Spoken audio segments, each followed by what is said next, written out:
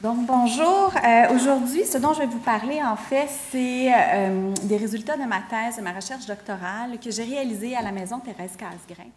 Donc, pour moi, c'est vraiment spécial de venir présenter ces résultats-là dans le cadre d'un événement organisé par la Société Elizabeth Fry parce que ça a été vraiment des alliés exceptionnels là, dans la conduite de mon terrain. Donc, c'est ça. Donc, merci beaucoup de m'avoir invitée. Puis je suis vraiment désolée, je n'ai pas pu assister à toute la journée. J'enseignais malheureusement ce matin, puis je suis vraiment arrivée là en coup de vent. Donc, je suis certaine que vous avez eu des discussions hyper intéressantes, puis j'ai hâte d'y contribuer là, par le biais de ma présentation cet après-midi. Donc, comme vous l'avez dit dans ma présentation, ma thèse de doctorat s'inscrivait dans un doctorat en santé des populations et ma thèse portait sur la question de la santé des femmes durant leur incarcération. Donc, le titre, c'est « Tu ne peux pas être en santé en prison, crois-moi ». Et ça, c'est la citation d'une participante à ma recherche. Donc, je vais... Comment est-ce qu'on change? Juste là. Ah, merveilleux, c'est fait. Parfait, c'est beau, je vais le prendre comme ça. Donc, le plan de ma présentation va être quand même assez simple. D'abord, je vais un peu délimiter l'objet de ma recherche. Donc, de quoi on parle quand on parle de la santé des femmes et de la prison, de l'incarcération. Ensuite, je vais vous parler un peu de mon cadre conceptuel, comment j'ai conceptualisé la question de la santé dans une approche féministe post-structuraliste, donc dans la lignée des travaux de Deborah Lupton et de Geneviève Rell, si vous les connaissez peut-être. Je vais brièvement vous parler de ma méthodologie et ensuite, je vais vous parler en fait de mes résultats de recherche, comment les femmes qui ont participé à ma recherche ont parlé, ont discuté de faire, comment elles faisaient leur santé durant leur détention. Donc, on parle de la santé et des femmes incarcérées. On s'entend, là, je vous ai mis quelques statistiques que vous connaissez fort probablement, mais en général, on peut dire que les femmes incarcérées, surtout les femmes incarcérées au provincial, ne sont pas en très bonne santé d'un point de vue populationnel. Donc, de point de vue des taux de prévalence des maladies infectieuses, ils sont plus élevés que dans la population des hommes incarcérés ainsi que les femmes qui sont non incarcérées. Les taux de prévalence des maladies chroniques sont aussi plus élevés. Les taux de prévalence des troubles mentaux sont plus élevés aussi chez les femmes incarcérées que chez les hommes incarcérés, que les femmes qui sont non incarcérées dans la société. Et aussi, je souligne, un taux de victimisation élevé parmi les femmes qui sont incarcérées. Ça dépend des études, ça dépend des chiffres, ça dépend de comment on définit la victimisation, évidemment, mais on peut dire qu'entre 70 et 90 % des femmes incarcérées auraient été victimes d'abus sexuels et ou de violences conjugales ou familiales. Oui. Excusez-moi, il faut que je mette mon chapeau de chercheur après mon chapeau d'enseignante. J'ai comme un peu de difficulté à faire la transition. Alors, voilà. Donc, en fait, ce que ces chiffres-là nous disent, si on regarde la littérature sur les déterminants sociaux de la santé dans une perspective plus critique, ce à quoi on peut s'interroger, c'est de dire, mais pourquoi est-ce qu'à un niveau populationnel, les femmes incarcérées ont une santé moins bonne que les hommes incarcérés et moins bonne que les femmes qui sont en détention? Bien, la littérature sur les déterminants sociaux de la santé, ça peut nous donner une indication de cela. Donc, cette littérature-là nous démontre que le statut socio-économique des personnes, leur race, leur âge, entre autres, sont des déterminants sociaux de la santé.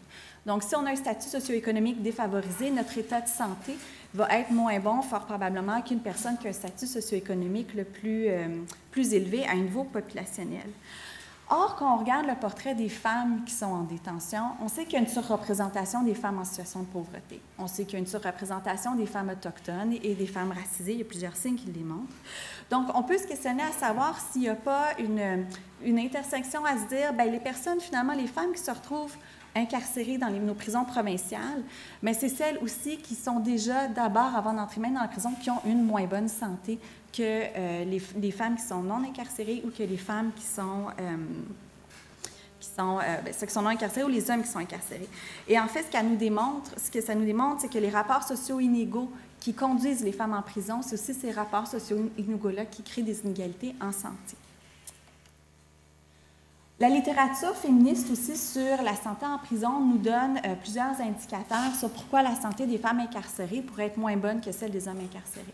Donc, quand on regarde, il y a toute une littérature sur la question des effets de la détention. Donc, la détention en soi aurait des effets adverses sur la santé. Donc, on peut passer évidemment à la santé physique en termes de maladies infectieuses, de maladies chroniques, de douleurs chroniques aussi, mais aussi de la question de la santé mentale. Donc, c'est sûr que le fait d'être en détention, d'être éloigné de ses proches, d'être dans une rupture de lien, ça amène des souffrances psychiques multiples et qui ont été documentées. En même temps aussi, on sait que le contrôle disciplinaire en prison, donc là, je parle des fouilles à nu, du manque d'intimité, aussi de la soumission qui est demandée des femmes incarcérées là, au régime correctionnel, ça retraumatise les femmes incarcérées potentiellement. Donc aussi, ça crée de plus grandes souffrances psychiques. Et dans le mouvement, dans le milieu correctionnel, il y a quelque part un double mouvement par rapport aux souffrances psychiques des femmes.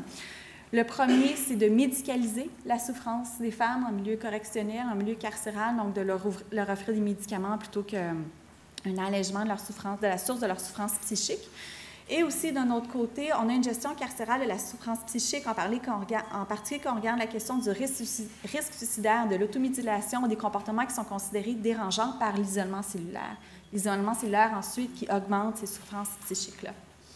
Puis aussi, je vais souligner que quand on parle des effets de la prison sur la santé des femmes, il faut aussi garder en tête l'incarcération comme étant un événement dans une trajectoire de vie.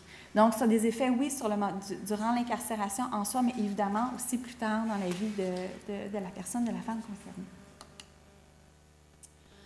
Donc, c'est sûr que faisant une thèse en santé des populations, je me suis intéressée aux discours biomédicaux sur la santé, mais dans une perspective plus critique. En fait, moi, ce que j'ai fait dans ma thèse, je voulais traiter de la santé comme un objet sociologique.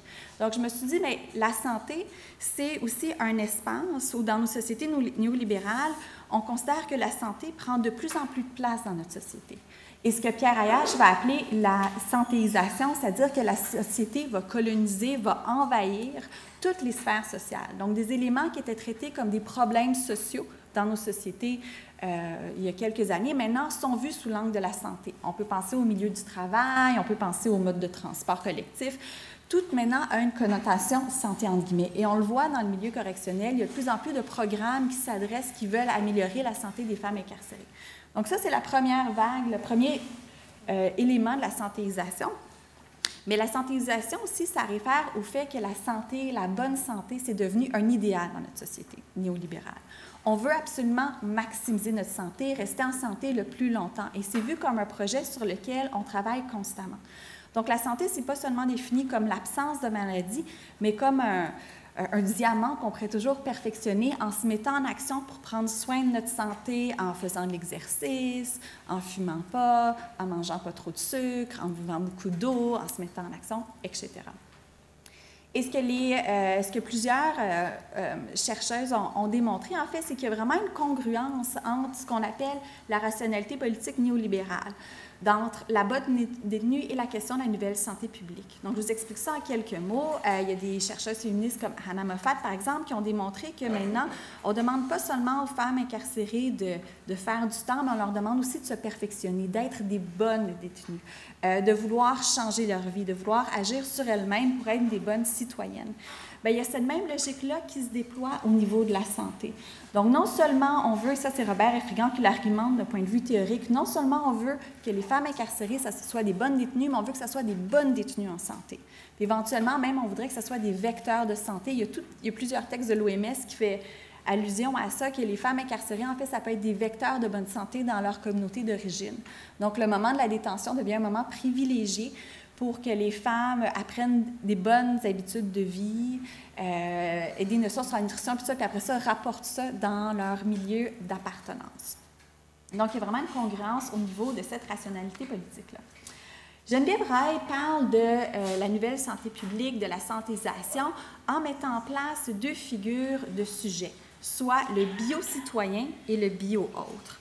Donc, quand on parle du bio-citoyen, le bio-citoyen, à quelque part, c'est le sujet qui fait tout ce qu'il y a à faire, qui va agir par rapport à sa santé comme on devrait agir par rapport à notre santé.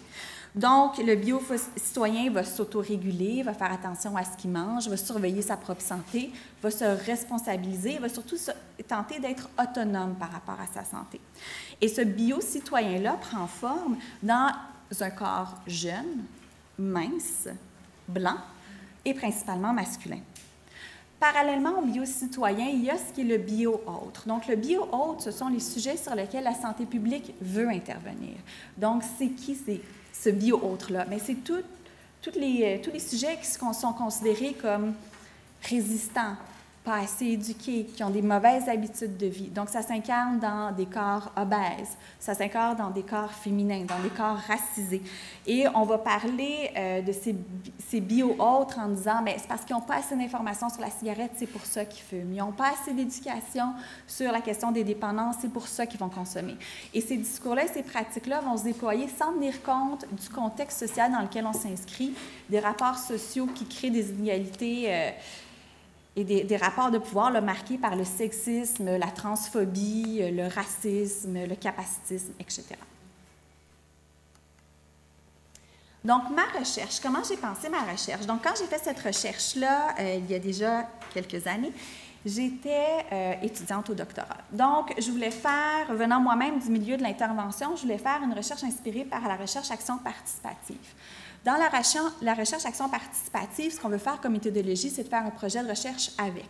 Donc, on n'est pas en train de faire un projet de recherche sur des personnes, mais plutôt avec des personnes, pour que les savoirs dans la recherche soient co-construits, qui servent à toutes les participants à la recherche.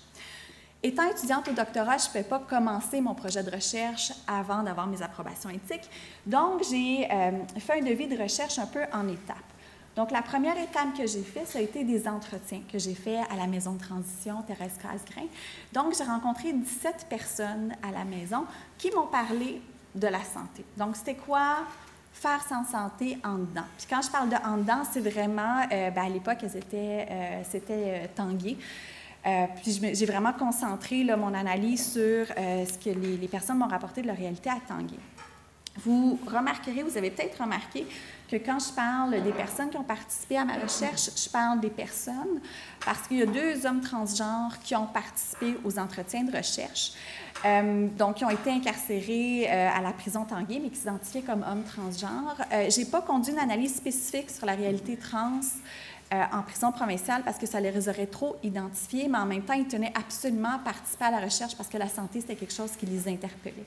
Donc, je les inclus. Si vous voyez des prénoms masculins, c'est normal, ça reflète le fait qu'ils s'identifient comme hommes, mais en même temps, je ne me suis pas attardée à la question transro parce que c'était impossible de maintenir la confidentialité par rapport aux personnes concernées. Donc, j'ai fait des entretiens. Après, j'ai fait 2 focus group.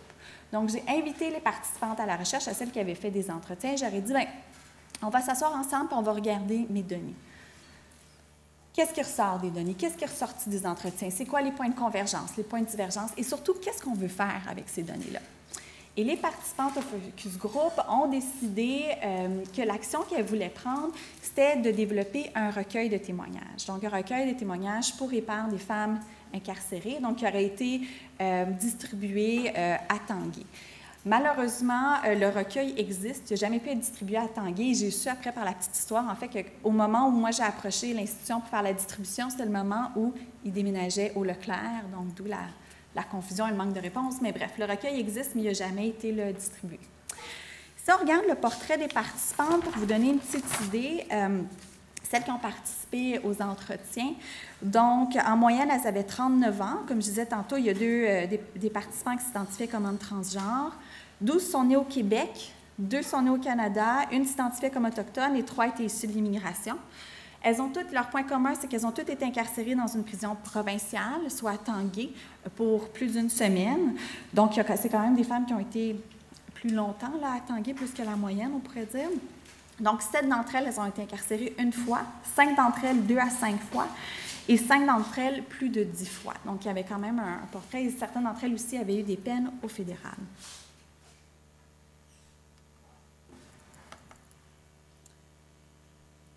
Donc, faire sa santé en dedans. Ça, c'est des citations de Émilie, une des participantes à ma recherche. Donc, en fait, la première question que je posais dans mes entretiens, c'était « Mais comment on fait sa santé en dedans? Comment on prend soin de ça en dedans? » Et la réponse universelle, le point de convergence des 17 entretiens, ça a été des rires, ça a été de dire « c'est impossible », des soupirs. Il y avait vraiment ce consensus très fort à savoir « mais là, faire sa santé à Tanguay, là, c'est pas possible. » Et c'était décliné sur certains thèmes, mais le thème principal, c'était vraiment l'insalubrité. Donc, de dire que c'était des lieux qui étaient insalubres. pour tout un tas de raisons, à cause de la poussière. Émilie ici parle beaucoup de la vermine, l'état des douches et des salles de bain, le fait qu'il y avait de la surpopulation. Tous ces éléments-là faisaient en sorte que c'était impossible de prendre soin, de préserver ou d'agir sur sa santé dans ce milieu-là. C'était vu en fait un milieu qui portait atteinte à la santé. Cependant, je vais quand même apporter cette nuance-ci. Il y a 5 participantes à la recherche qui ont quand même souligné que oui, la prison, en même temps, ça avait été des lieux pour elles où elles avaient pu prendre une pause, en particulier de dérapes, là, ou des périodes de dérapes, comme il y en parle, ou des moments où elles consommaient beaucoup, et que ça leur a parfois sauvé la vie. Donc, c'est certain qu'il y a toujours cette réalité-là, que dans une trajectoire de vie très, très chaotique, la prison aussi, c'est un moment de pause forcé qui peut permettre aux femmes de reprendre leur souffle, mais en même temps, comme le souligne Émilie, elle disait, bien, quand je rentre en prison, je suis vraiment sans dessus-dessous, je suis maganée, je suis épuisée, autant émotive que mentale et physique. Puis la prison, ça, c'est pas là que tu vas te refaire une santé émotive. Donc, il y a toujours cette notion-là de dire, bien, oui, c'est une pause forcée, mais c'est pas nécessairement un moment où je peux reprendre le contrôle sur ma vie, là. Donc, qu'est-ce que les participantes à ma recherche ont dit? En fait, puis je vais revenir sur la notion de biocitoyen avant de parler de ça parce que je l'ai pas bien présenté, mais je veux juste le contextualiser. Moi, ce qui m'a fascinée, en fait, dans ma recherche, c'est que de ce consensus-là de dire la prison, c'est un endroit où on ne peut pas faire sa santé, on ne peut pas prendre soin de soi, en même temps, toutes les participantes avaient plusieurs stratégies et se mobilisaient pour préserver leur santé en dedans. Donc, il y avait toujours ce désir de maintenir un idéal, de travailler sur leur mieux-être, de se préserver durant la détention en utilisant des stratégies diverses. Donc, il y avait toujours cet impératif-là d'agir, cette injonction à agir sur la santé, elle était toujours agie par les participantes, tout en considérant, puis moi, c'est comme ça que je l'approche, c'est qu'en fait, les participantes, les femmes incarcérées, c'est ce qu'on appelle des bio-autres. C'est des personnes qui ont, d'un point de vue populationnel, qui n'ont pas un bon état de santé. Donc, on veut intervenir sur elles pour qu'elles changent leur comportement. Parce qu'elles consomment, parce qu'elles ont un mode de vie chaotique, parce qu'elles sont en situation de pauvreté, parce qu'elles fument, parce qu'elles mangent de la malbouffe. Donc, c'est des populations sur lesquelles on intervient. Donc, ce sont des bio-autres. Mais ce qui est paradoxal, c'est que ces femmes-là qui sont des bio-autres se mettent constamment en action par rapport à leur santé dans la prison. Donc, un des premiers éléments que je présente ici, c'est la question de s'autoréguler. Donc, toujours de se surveiller et d'agir pour être certaine de garder une certaine forme de contrôle pour maximiser ou aller vers un mieux-être. Et ça s'est beaucoup déployé autour de la question de la prise de poids. La plupart des participantes à ma recherche ont déploré le fait qu'elles avaient pris du poids durant leur détention, en particulier à Tanguay, pour tout un tas de raisons. On voit aussi Gazula qui dit « les filles prennent du poids, genre 30 livres en un mois. Tu peux littéralement les voir enfler. » Pour la plupart, c'est l'enjeu majeur. Tout le monde grossit. Je pense que c'est ça l'enjeu majeur de santé. Et ce qui est intéressant, c'est que cette citation-là aussi, ça reflète un idéal qu'on a, à savoir qu'un corps mince, c'est nécessairement un corps en santé. Ce qui n'est pas nécessairement une association juste d'un point de vue scientifique. Mais il y a vraiment cet idéal-là de dire « mais si je suis mince, je vais avoir une façon de maintenir ma santé. » Et toutes les personnes que j'ai rencontrées m'ont parlé abondamment de stratégies déployées pour ne pas prendre du poids durant leur temps en détention, même si tout le monde prenait du poids en détention. Donc ça peut être de limiter la nourriture, certaines m'ont parlé de jeûne, manger plus de fruits, faire des push-ups, rester active en nettoyant, sortir dehors, etc. Donc il y a toujours cette mise en activation de soi pour réguler sa propre santé. Une autre façon par laquelle les femmes se mettaient en action pour prendre soin de leur santé, c'était la question de se responsabiliser par rapport à leur santé. Et ça se pose particulièrement pour les femmes qui ont des problèmes de santé chronique ou des problèmes de douleurs chroniques. Lorsqu'elles ne sont pas en situation d'incarcération, ces femmes ont plusieurs stratégies pour faire face, en particulier si on parle des douleurs chroniques, à la douleur. Donc, ça peut être un type de lit particulier, ça peut être un oreiller particulier, des acetelles, des coussins orthopédiques, etc. Puis aussi, un de leurs atouts, c'est vraiment une connaissance intime de leur propre corps, puis de la médication qu'ils apprennent par rapport à leurs enjeux de santé. Ce qui arrive en prison, c'est que même si elles sont responsables de leur santé à l'extérieur, une fois qu'elles arrivent en prison, bien, leur agentivité est court-circuitée par la prison elle-même. Donc, de un, seulement avoir un deuxième oreiller, il faut passer par l'infirmerie. Si on veut si on veut, par exemple, prendre un Tylenol ou un Advil, il faut faire une requête à l'infirmerie. On ne peut pas prendre des médicaments qui sont en vente libre. Donc, ça fait en sorte que tous ces éléments-là, ils sont à quelque part déresponsabilisés au maximum parce qu'elles ont très peu d'agentivité sur comment gérer leurs symptômes selon la façon qui leur convienne. De plus, et c'est ça que Madonna représente, elles doivent s'inscrire dans un processus disciplinaire dans lequel elles doivent performer comme bonnes patientes. Et ça, je vous ai mis un extrait, mais en fait, tout cet événement-là est beaucoup plus long. Mais en fait, ce dont Madonna parle, c'est qu'elle a eu un accident de voiture il y a des années, puis elle prend de la médication pour vivre avec la douleur suite à cet accident-là. Donc, quand elle arrive à Tanguay, elle n'a pas sa médication pendant quelques jours, elle n'a plus d'attel, elle n'a plus de coussin orthopédique, donc elle passe par les services de santé pour avoir accès à sa médication et tenter de voir comment est-ce qu'elle pourrait avoir du matériel adapté. Donc, une fois en détention, elle se rend compte que pour avoir accès aux services médicaux, il faut faire un mémo.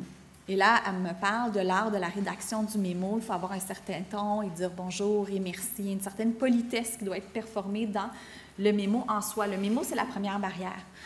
Ensuite, une fois qu'elle accède au service de santé, elle rencontre le médecin et le médecin n'est pas d'accord avec les prescriptions qu'elle a. Donc, il va décider de changer cette prescription-là. Cette dame, par exemple, elle souligne Madonna, elle dit « Bien, il m'a prescrit un médicament que j'avais essayé, puis ça ne fonctionnait pas. » Donc, elle lui nomme ça, le médecin refuse de reconnaître son savoir. Après, elle voit l'infirmière, elle lui dit « Je ne peux pas prendre ça, je vais faire une réaction. » Puis là, elle me dit, puis elle a même écrit des mémos pour dire « Je vais faire une réaction, je ne peux pas prendre ce médicament-là. » Et là, l'infirmière lui dit « Bien, si tu refuses de prendre ton médicament, le médecin peut refuser de te voir. » Donc là, elle n'est pas prise au sérieux. Elle n'est pas entendue et reconnue comme crédible par les services de santé. Donc, en dernier recours, et c'est ce que plusieurs femmes ont fait, en dernier recours, les femmes utilisent leur propre corps pour démontrer qu'elles ont raison. Et ce que Madonna va faire ici, c'est qu'elle va prendre la médication pour démontrer que oui, en effet, elle va avoir une réaction. Et c'est qu'est-ce qu'elle fait. Donc, elle dit, puis elle en parle dans l'entrevue, c'est coupé, là, je l'ai résumé un peu, mais elle a pris le médicament, puis avant même d'avoir pris le médicament, elle dit, je connaissais les agents qui étaient sur le plancher, puis tout ça, j'avais une bonne relation avec eux, c'est que je savais que si je me sentais pas bien, ils allaient bien agir. Tu sais, elle s'est vraiment protégée, elle l'a dit à des personnes avec qui elle avait un meilleur lien dans sa wing, et là, elle a pris, et la réaction a commencé. Et en fait, ses pieds ont énormément enflé. Et là, lorsque l'infirmière a vu ça, bien, l'infirmière l'a cru, finalement. Donc ça, c'est se responsabiliser. Et finalement, une autre façon que les femmes prennent soin de la santé, ou se mettent en action par rapport à la santé, c'est l'autonomie. Puis à répondre ainsi aux injonctions d'être autonome par rapport à notre santé dans notre société.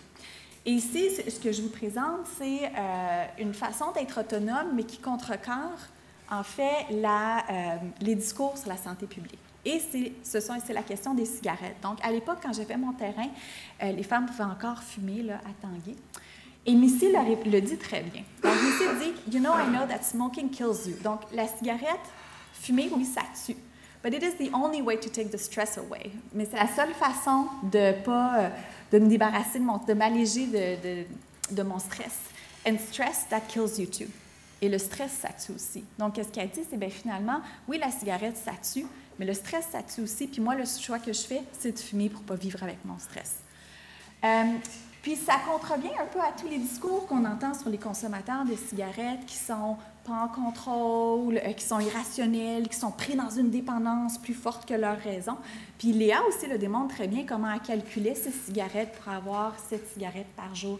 Donc, il y a vraiment un calcul qui est fait. Elles ne sont pas possédées par la nicotine, elles ne sont pas hors contrôle. C'est vraiment une décision réfléchie que pour prendre soin de soi, je vais consommer des cigarettes parce que c'est une stratégie. Mais en même temps, en faisant ça, elles font une stratégie qui contrevient à tous les discours qu'on a sur la santé publique. Ça, je ne l'ai pas ajouté là, par manque de temps, mais plusieurs, quand elles me parlaient de la cigarette, elles allaient s'excuser après, et même durant les entrevues, parce que les entrevues étaient en moyenne entre 1 heure et 4 heures. Là. Durant les entrevues, quand elles faisaient une pause de cigarette, elles s'excusaient tout le temps, puis elles soulignaient « Oui, viens pas avec moi dans le fumoir, c'est correct. » Il y avait vraiment cette notion-là de protection, parce que c'était quelque chose qui n'était pas valide, même si c'était une prise en charge là, de leur propre santé. Donc, en fait, en conclusion, c'est que contrairement au discours dominant qu'on a sur les bio-autres comme étant irresponsables, comme étant paresseux, les femmes qui ont participé à ma recherche ne sont ni paresseuses, ni démotivées, ni manquent de connaissances par rapport à leur santé. Elles font le constat d'abord qu'elles ne sont simplement pas dans un cadre, pas dans une prison qui leur permet de se mettre en action pour atteindre le mieux-être. Cependant, elles correspondent à cette idée du bio-autre, puis elles répondent aux injonctions de la santé car elles se mettent constamment en action par des stratégies d'autorégulation, de responsabilisation et dépendance pour prendre soin de leur santé. Et ce qui en vient à la situation dans laquelle elles se retrouvent, c'est qu'elles sont dans une internalisation de ne pas pouvoir se mettre en action, donc elles sont toujours en situation d'échec. Elles ne peuvent pas prendre soin de leur santé comme elles devraient prendre soin de leur santé. Et ça amène de la honte, et même pour certaines, ça amène à une notion qu'elles ont été victimisées par la prison. Donc, cette conclusion, ça nous appelle à... En fait, moi, je pense que ça nous appelle à, de un, voir comment la santé, ce n'est pas un champ neutre. La santé, ce n'est pas un bien qui existe en soi. Ce n'est pas intrinsèquement bienveillant. La santé, c'est aussi traversé par des rapports de pouvoir. Et comme Foucault le disait, ce n'est pas que tout est mauvais, c'est que tout est dangereux. Donc, il faut toujours tenir compte des relations de pouvoir pour s'assurer qu'on ne favorise pas une certaine forme de subjectivité ou de sujet là, qui, en fait, met les gens en situation d'échec. Aussi, puis c'est peut-être une autre réflexion que je commence à faire émerger là, de ma thèse, mais que c'est que cette posture-là du bio-autre, d'être inadéquat par rapport à sa propre santé, de se faire envoyer le message qu'on n'est pas capable de prendre soin de soi, qu'on est en mauvaise santé, donc on est des mauvaises citoyennes, etc., bien, ça amène quand même une dépolitisation de l'enjeu lié à la santé. Parce que toutes ces femmes, même si elles considéraient qu'elles étaient dans un lieu qui était contraire, qui affectait négativement leur santé, c'est une responsabilité personnelle qu'ils apportaient par rapport à leur propre santé. Donc, se dire, mais c'est de ma faute si je n'arrive pas à prendre soin de moi, si je n'arrive pas à prendre soin de ma santé mentale, si je n'arrive pas à prendre soin de ma santé. Donc, je pense que ça nous amène à se questionner comment est-ce qu'on peut faire valoir les droits individuels et collectifs des femmes incarcérées là, par rapport aux conditions de détention et par rapport à leur santé. Alors, voilà. C'est fini.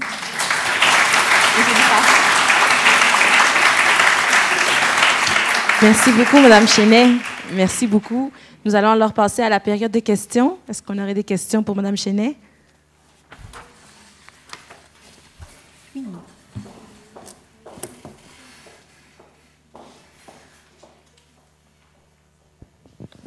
Bonjour. Bien, tout d'abord, merci beaucoup. C'était super intéressant.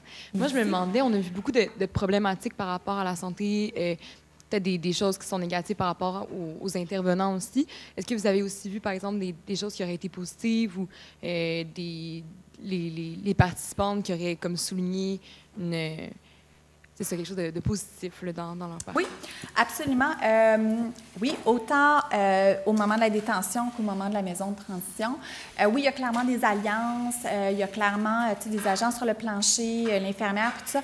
Les liens interpersonnels étaient positifs dans la plupart du temps. Mais en même temps, le contexte est tellement difficile, les conditions de détention sont tellement difficiles que même s'il y a cette bienveillance-là, bien, c'est toujours court-circuité par le contexte, à quelque part. Donc oui, puis aussi, il ne faut pas oublier que c'est des femmes qui arrivent en prison, puis, tu sais, elles sont déjà maganées, entre guillemets. Il y en a une, par exemple, elle a été incarcérée plus de 60 fois, elle était vraiment dans le cycle prison-rue, prison-rue, prison-rue. Donc, c'est sûr qu'elle arrivait avec une santé qui était déjà problématique, puis elle articulait elle-même très bien.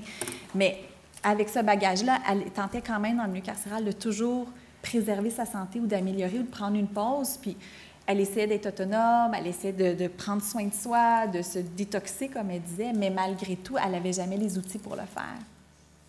Donc, ça revient à se dire, bien, c'est elle qui est en situation d'échec et qui porte cet échec-là, quand dans les faits, c'est le milieu dans lequel ça s'inscrit. Oui. Puis ça aussi, ça parle de la situation au Tanguay. Là, je ne l'ai pas faite, mais on peut se questionner actuellement au Leclerc. On sait que les conditions de détention sont moins bonnes, c'est ce qui semble être indiqué. Donc, cet effet-là doit être encore plus amplifié là, actuellement. On peut imaginer. Merci beaucoup. On a une autre question ici.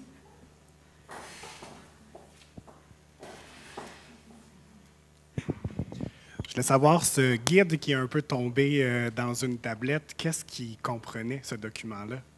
C'était vraiment particulier, les témoignages, c'était tout sur comment faire face à la solitude. C'était ça. C'était vraiment des récits sur « moi, je me suis sentie seule ». on est toutes seules, puis on est toutes ensemble, puis c'est peut-être pas c'était beaucoup ça, c'est peut-être pas possible de créer des liens entre nous, mais on la vit toute cette solitude-là. Donc, c'était vraiment des récits sur la solitude. Ouais. Merci. Est-ce qu'on a d'autres questions?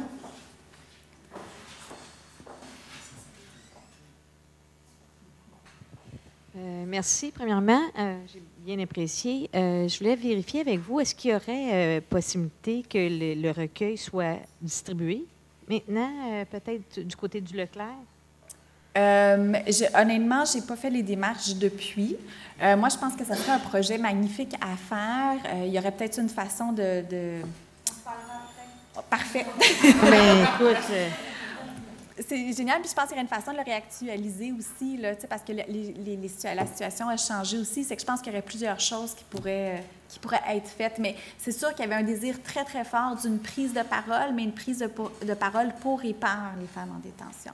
Non, effectivement. C'est pas seulement de les rejoindre, mais c'est de dire être rejointe par quelqu'un qui a vécu la même chose, puis faire écho. Et il y avait vraiment aussi la sensibilité de rejoindre des femmes dans toutes les langues aussi. Oui, parce que pour les femmes qui ont participé à ça, je suppose que pour elles, le sentiment, il y aurait un sentiment d'accomplissement si, effectivement, il y avait au moins le recueil se rendait. Oui. Puis mais la décision elle a été prise collectivement aussi. Là. C'est pas juste moi qui ai dit là. Oui, ça marche non, pas. c'est ça. On l'a dit, on s'est dit, on a un certain niveau d'énergie, on avait comme 0 financement. C'était vraiment minimal. Donc, on s'est dit, jusqu'où on le pousse. Okay. On s'est dit, à l'époque, on s'est dit, on va arrêter là. Ouais. Merci. Merci à vous. Est-ce qu'on a d'autres questions? Merci beaucoup, Mme Chenet. Merci beaucoup pour votre présentation.